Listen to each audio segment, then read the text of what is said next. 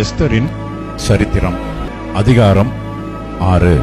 அந்த ராத்திரியிலே ராஜாவுக்கு நித்திரை வராதபடியினால் கால வர்த்தமானங்கள் எழுதியிருக்கிற நடபடி புஸ்தகத்தை கொண்டு வரச் சொன்னான். அது ராஜ சமூகத்தில் வாசிக்கப்பட்டது. அப்பொழுது வாசற்காவலாளரில் ராஜாவின் 2 பிரதானிகளாகிய பிக்தானாவும் தேரேசும் ராஜாவாகிய அகாஸ்வேருவின் மேல் கை போட பார்த்த செய்தியை மொர்தெகாய் அறிவித்தான் என்று எழுதியிருக்கிறது வாசிக்கப்பட்டது. அப்பொழுது ராஜா, இதற்காக மொர்தெகாய்க்கு கனமும் மேன்மையும் செய்யப்பட்டதா என்று கேட்டான். அதற்கு ராஜாவை சேவிக்கிற ஊழியக்காரர், அவனுக்கு ஒன்றும் செய்யப்படவில்லை என்று சொன்னார்கள். ஆமான் தான் செய்த தூக்கு மரத்திலே மொர்தெகாயை தூக்கி போட வேண்டும் என்று ராஜாவிடத்தில் பேசும்படி ராஜ அரமனையின் வெளிமுற்றத்திலே வந்திருந்தான். அப்பொழுது ராஜா, முற்றத்தில் இருக்கிறது யார் என்று கேட்டான். ராஜாவின் ஊழியக்காரர் அவனை நோக்கி, இதோ ஆமான் முற்றத்திலே நிற்கிறான் என்றார்கள். ராஜா, அவன் உள்ளே வரட்டும் என்றான். ஆமான் உள்ளே வந்தபோது ராஜா அவனை நோக்கி, ராஜா கனம் பண்ண விரும்புகிற மனுஷனுக்கு என்ன செய்யப்பட வேண்டும் என்று கேட்டான். அதற்கு ஆமான், என்னை அன்றி யாரை ராஜா கனம் பண்ண விரும்புவார் என்று தன் மனதிலே நினைத்து ராஜாவை நோக்கி, ராஜா கனம் பண்ண விரும்புகிற மனுஷனுக்கு செய்ய வேண்டியது என்னவென்றால், ராஜா உடுத்திக் கொள்ளுகிற ராஜ வஸ்திரமும் ராஜா ஏறுகிற குதிரையும் அவர் சிரசிலே தரிக்கப்படும் ராஜமுடியும் கொண்டு வரப்பட வேண்டும். அந்த வஸ்திரமும் குதிரையும் ராஜாவுடைய பிரதான பிரபுக்களில் ஒருவனுடைய கையிலே கொடுக்கப்பட வேண்டும். ராஜா கனம் பண்ண விரும்புகிற மனுஷனை அலங்கரித்த பின் அவனை குதிரையின் மேல் ஏற்றி நகர வீதியில் உலாவும்படி செய்து, ராஜா கனம் பண்ண விரும்புகிற மனுஷனுக்கு இப்படியே செய்யப்படும் என்று அவனுக்கு முன்பாக கூறப்பட வேண்டும் என்றான். அப்பொழுது ராஜா ஆமானை நோக்கி, சீக்கிரமாய் நீ சொன்னபடி வஸ்திரத்தையும் குதிரையையும் கொண்டு போய் ராஜ அரமனையின் வாசலில் உட்கார்ந்திருக்கிற யூதனாகிய மொர்தெகாய்க்கு அந்த பிரகாரம் செய். நீ சொன்ன எல்லாவற்றிலும் ஒன்றும் தவறாதபடி பார் என்றான். அப்படியே ஆமான் வஸ்திரத்தையும் குதிரையையும் கொண்டு போய் மொர்தெகாயை அலங்கரித்து அவனை குதிரையின் மேல் ஏற்றி நகர வீதியில் உலாவும்படி செய்து, ராஜா கனம் பண்ண விரும்புகிற மனுஷனுக்கு இப்படியே செய்யப்படும் என்று அவனுக்கு முன்பாக கூறினான். பின்பு மொர்தெகாய் ராஜாவின் அரமனை வாசலுக்கு திரும்பி வந்தான். ஆமானோவென்றால் சஞ்சலப்பட்டு முக்காடிட்டு கொண்டு தன் வீட்டுக்கு தீவிரித்து போனான். ஆமான் தனக்கு நேரிட்ட எல்லாவற்றையும் தன் மனைவியாகிய சிரேஷுக்கும் தன் சிநேகிதர் எல்லாருக்கும் அறிவித்தபோது அவனுடைய ஆலோசனைக்காரரும் அவன் மனைவியாகிய சிரேஷும் அவனை பார்த்து, மொர்தெகாய்க்கு முன்பாக நீர் தாழ்ந்து போகத் தொடங்கினீர். அவன் யூத குலமானால் நீர் அவனை மேற்கொள்ளாமல் அவனுக்கு முன்பாக தாழ்ந்து போவது நிச்சயம் என்றார்கள். அவர்கள் இப்படி பேசிக் கொண்டிருக்கும் போதே ராஜாவின் பிரதானிகள் வந்து எஸ்தர் செய்த விருந்துக்கு வர ஆமானை துரிதப்படுத்தினார்கள். எஸ்தரின் சரித்திரம் அதிகாரம் 7. ராஜாத்தியாகிய எஸ்தருடனே விருந்து பண்ண ராஜாவும் ஆமானும் வந்தபோது 2ஆம் நாள் விருந்தில் திராட்சரசம் பரிமாறப்படும்போது ராஜா எஸ்தரை நோக்கி, எஸ்தர் ராஜாத்தியே, உன் வேண்டுதல் என்ன? அது உனக்கு கொடுக்கப்படும். நீ கேட்கிற மன்றாட்டு என்ன? நீ ராஜ்யத்தில் பாதி மட்டும் கேட்டாலும் கிடைக்கும் என்றான். அப்பொழுது ராஜாத்தியாகிய எஸ்தர் பிரதியுத்தரமாக, ராஜாவே, உம்முடைய கண்களில் எனக்கு கிருபை கிடைத்து ராஜாவுக்கு சித்தமாயிருந்தால் என் வேண்டுதலுக்கு என் ஜீவனும் என் மன்றாட்டுக்கு என் ஜனங்களும் எனக்கு கட்டளையிடப்படுவதாக. எங்களை அழித்துக் கொன்று நிர்மூலமாக்கும்படி நானும் என் ஜனங்களும் விற்கப்பட்டோம். அடிமைகளாகவும் வெள்ளாட்டிகளாகவும் விற்கப்பட்டு போனாலும் நான் மௌனமாயிருப்பேன். இப்பொழுதோ ராஜாவுக்கு உண்டாகும் நஷ்டத்துக்கு அந்த சத்துரு உத்தரவாதம் பண்ண முடியாது என்றாள். அப்பொழுது ராஜாவாகிய அகாஸ்வேரு மறுமொழியாக ராஜாத்தியாகிய எஸ்தரை நோக்கி, இப்படி செய்ய துணிகரம் கொண்டவன் யார்? அவன் எங்கே என்றான். அதற்கு எஸ்தர், சத்ருவும் பகைஞனுமாகிய அந்த மனுஷன் இந்த துஷ்ட ஆமான்தான் என்றாள். அப்பொழுது ராஜாவுக்கும் ராஜாத்திக்கும் முன்பாக ஆமான் திகிலடைந்தான். ராஜா உக்கிரத்தோட திராட்சரச பந்தியை விட்டெழுந்து அரமனை தோட்டத்திற்கு போனான். ராஜாவினால் தனக்கு பொல்லாப்பு நிர்ணயிக்கப்பட்டது என்று ஆமான் கண்டு ராஜாத்தியாகிய எஸ்தரிடத்தில் தன் பிராணனுக்காக விண்ணப்பம் பண்ண எழுந்து நின்றான். ராஜா அரமனை தோட்டத்திலிருந்து திராட்சரசம் பரிமாறப்பட்ட இடத்துக்கு திரும்பி வருகையில் எஸ்தர் உட்கார்ந்திருக்கிற மெத்தையின் மேல் ஆமான் விழுந்து கிடந்தான். அப்பொழுது ராஜா, நான் அரமனையில் இருக்கும்போதே என் கண்முன்னே இவன் ராஜாத்தியை பலவந்தம் செய்ய வேண்டும் என்று இருக்கிறானோ என்றான். இந்த வார்த்தை ராஜாவின் வாயிலிருந்து பிறந்தவுடனே ஆமானின் முகத்தை மூடி போட்டார்கள். அப்பொழுது ராஜ சமூகத்தில் இருக்கிற பிரதானிகளில் அற்போனா என்னும் ஒருவன், இதோ ராஜாவின் நன்மைக்காக பேசின மொர்தெகாய்க்கு ஆமான் செய்வித்த 50 முழ உயரமான தூக்கு மரம் ஆமானின் வீட்டண்டையில் நாட்டப்பட்டிருக்கிறது என்றான். அப்பொழுது ராஜா, அதிலே அவனை தூக்கி போடுங்கள் என்றான். அப்படியே ஆமான் மொர்தெகாய்க்கு ஆயத்தம் பண்ணின தூக்கு மரத்தில் ஆமானையே தூக்கி போட்டார்கள். அப்பொழுது ராஜாவின் உக்கிரம் தணிந்தது. சங்கீதம் 9. முத்லப்பேன் வாத்தியத்தில் வாசிக்க ராகத் தலைவனுக்கு ஒப்புவிக்கப்பட்ட தாவீதின் சங்கீதம். கர்த்தாவே, என் முழு இருதயத்தோடும் உம்மை துதிப்பேன், உம்முடைய அதிசயங்களையெல்லாம் விவரிப்பேன். உம்மில் மகிழ்ந்து களி கூறுவேன். உன்னதமானவரே, உமது நாமத்தை கீர்த்தனம் பண்ணுவேன். என் சத்துருக்கள் பின்னாக திரும்பும்போது உமது சமூகத்தில் அவர்கள் இடருண்டு அழிந்து போவார்கள். நீர் என் நியாயத்தையும் என் வழக்கையும் தீர்த்து நீதியுள்ள நியாயாதிபதியாய் சிங்காசனத்தின் மேல் வீற்றிருக்கிறீர். ஜாதிகளை கடிந்து கொண்டு துன்மார்க்கரை அழித்து அவர்கள் நாமத்தை என்றென்றைக்கும் இல்லாதபடி குலைத்து போட்டீர். சத்துருக்கள் என்றென்றைக்கும் பாழாக்கப்பட்டார்கள். அவர்கள் பட்டணங்களை நிர்மூலமாக்கினீர். அவர்கள் பேரும் அவர்களோட கூட ஒளிந்து போயிற்று. கர்த்தரோ என்றென்றைக்கும் இருப்பார். தம்முடைய சிங்காசனத்தை நியாய தீர்ப்புக்கு ஆயத்தம் பண்ணினார். அவர் பூச்சக்கரத்தை நீதியாய் நியாயம் தீர்த்து சகல ஜனங்களுக்கும் செம்மையாய் நீதி செய்வார். சிறுமைப்பட்டவனுக்கு கர்த்தர் அடைக்கலமானவர்.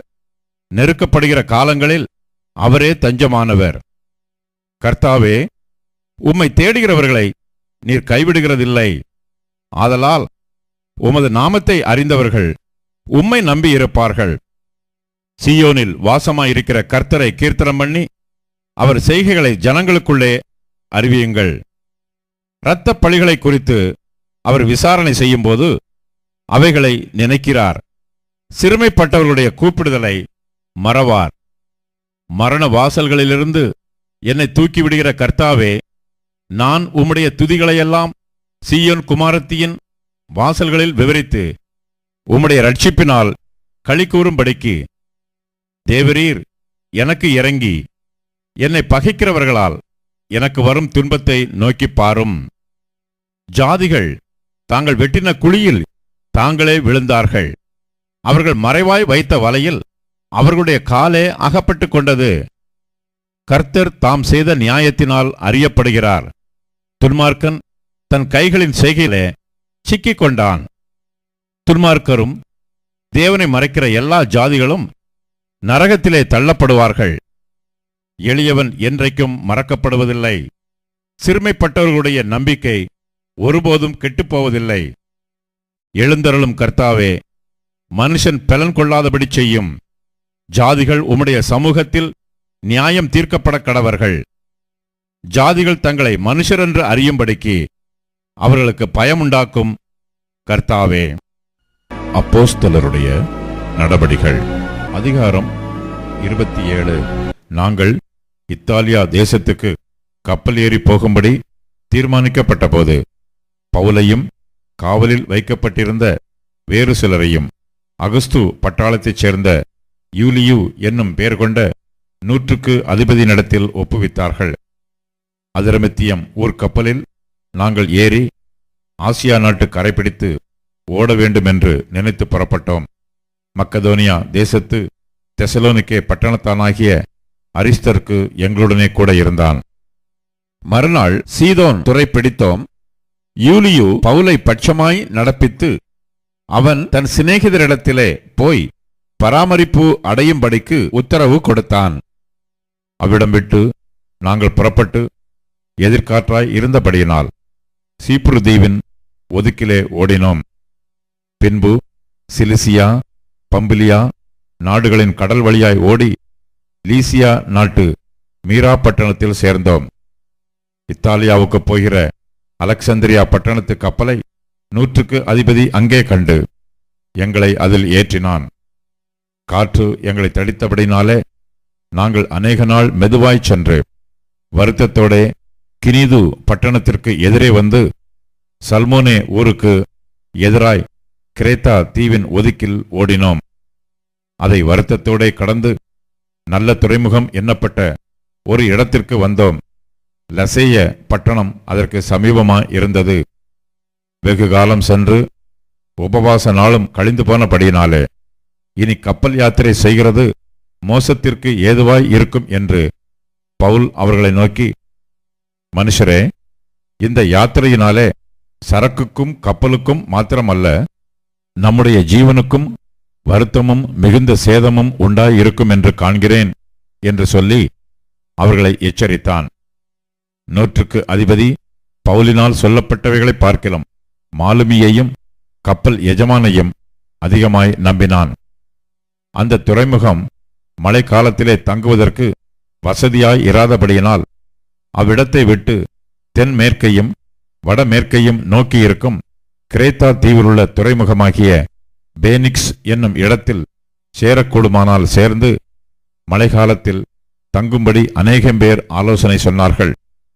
தென்றல் மெதுவாய் அடித்தபடியால் தாங்கள் கோரினது கைகூடி வந்ததென்று எண்ணி அவ்விடம் விட்டு பெயர்ந்து கிரேத்தா தீவுக்கு அருகாக ஓடினார்கள். கொஞ்ச நேரத்துக்குள்ளே யூரோக்கிலிதோன் என்னும் கடுங்காற்று அதில் மோதிற்று. கப்பல் அதில் அகப்பட்டு கொண்டு காற்றுக்கு எதிர்த்து போகக்கூடாதபடியினால் காற்றின் போக்கிலே கொண்டு போகப்பட்டோம்.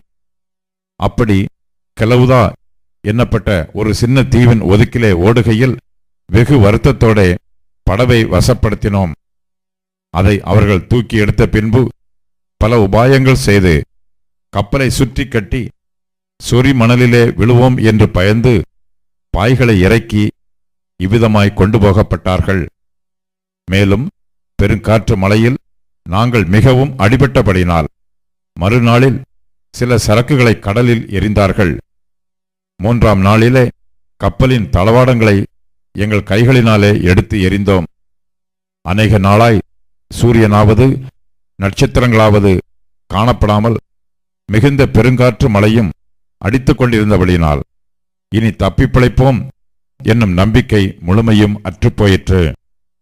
அநேக நாள் அவர்கள் போஜனம் பண்ணாமல் இருந்தபோது பவுல் அவர்கள் நடுவிலே நின்று, மனுஷரே, இந்த வருத்தமும் சேதமும் வராதபடிக்கு என் சொல்லை கேட்டு கிரேத்தா தீவை விட்டு புறப்படாமல் இருக்க வேண்டியதாயிருந்தது. ஆகிலும் திடமனதாய் இருங்கள் என்று இப்பொழுது உங்களுக்கு தைரியம் சொல்லுகிறேன்.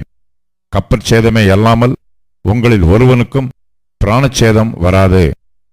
ஏனென்றால் என்னை ஆட்கொண்டவரும் நான் சேவிக்கிறவருமான தேவனுடைய தூதனானவன் இந்த ராத்திரியிலே என்னிடத்தில் வந்து நின்று, பவுலே, பயப்படாதே, நீ ராயனுக்கு முன்பாக நிற்க வேண்டும்.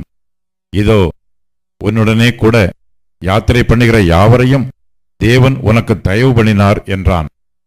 ஆனபடியினால் மனுஷரே, திடமனதாயிருங்கள், எனக்கு சொல்லப்பட்ட பிரகாரமாகவே நடக்கும் என்று தேவனிடத்தில் நம்பிக்கையாயிருக்கிறேன். ஆயினும் நாம் ஒரு தீவிலே விழ வேண்டியதாயிருக்கும் என்றான். 14ஆம் ராத்திரியானபோது நாங்கள் ஆதிரியா கடலிலே அலைவுபட்டு ஓடுகையில் நடுஜாமத்திலே கப்பலாட்களுக்கு ஒரு கரை கிட்டி வருகிறதாக தோன்றிற்று. உடனே அவர்கள் விழுதுவிட்டு 20 பாகம் என்று கண்டார்கள். சற்றப்புறம் போன பொழுது மறுபடியும் விழுதுவிட்டு 15 பாகம் என்று கண்டார்கள். பாறை இடங்களில் விழுவோம் என்று பயந்து பின்னணியத்திலிருந்து 4 நங்கூரங்களை போட்டு பொழுது எப்போது விடியுமோ என்று இருந்தார்கள். அப்பொழுது கப்பலாட்கள் கப்பலை விட்டு ஓடிப்போக வகை தேடி முன்னணியத்திலிருந்து நங்கூரங்களை போடப்போகிற பாவனையாய் படவை கடலில் இறக்குகையில் பவுல் 100க்கு அதிபதியையும் சேவகரையும் நோக்கி, இவர்கள் கப்பலில் இராவிட்டால் நீங்கள் தப்பி பிழைக்க மாட்டீர்கள் என்றான். அப்பொழுது போர் சேவகர் படவின் கயிறுகளை அறுத்து அதை தாழ விழவிட்டார்கள். பொழுது விடுகையில் எல்லாரும் போஜனம் பண்ணும்படி பவுல் அவர்களுக்கு தைரியம் சொல்லி, நீங்கள் இன்று 14 நாளாய் ஒன்றும் சாப்பிடாமல் பட்டினியாயிருக்கிறீர்கள். ஆகையால் போஜனம் பண்ணும்படி உங்களை வேண்டிக் கொள்கிறேன். நீங்கள் தப்பி பிழைப்பதற்கு அது உதவியாயிருக்கும். உங்கள் தலையிலிருந்து ஒரு மயிரும் விழாது என்றான். இப்படி சொல்லி அப்பத்தை எடுத்து எல்லாருக்கு முன்பாகவும் தேவனை ஸ்தோத்திரித்து அதை பிட்டு புசிக்கத் தொடங்கினான். அப்பொழுது எல்லாரும் திடமனப்பட்டு புசித்தார்கள். கப்பலில் 276 பேர் இருந்தோம். திருப்தியாக புசித்த பின்பு அவர்கள் கோதுமையை கடலிலே எறிந்து கப்பலை இலகுவாக்கினார்கள். பொழுது விடிந்த பின்பு இன்ன பூமியென்று அறியாதிருந்தார்கள். அப்பொழுது சமமான கரையுள்ள ஒரு துறைமுகம் அவர்களுக்கு தென்பட்டது. கூடுமானால் அதற்குள் கப்பலை ஓட்ட யோசனையாயிருந்து நங்கூரங்களை அறுத்து கடலிலே விட்டுவிட்டு சுக்கான்களுடைய கட்டுகளை தளரவிட்டு பெரும்பாயை காற்று முகமாய் விரித்து கரைக்கு நேராய் ஓடி இருபுறமும் கடல் மோதிய ஒரு இடத்திலே கப்பலை தட்ட வைத்தார்கள். முன்னணியம் ஊன்றி அசையாமல் இருந்தது. பின்னணியம் அலைகளுடைய பலத்தினாலே உடைந்து போயிற்று.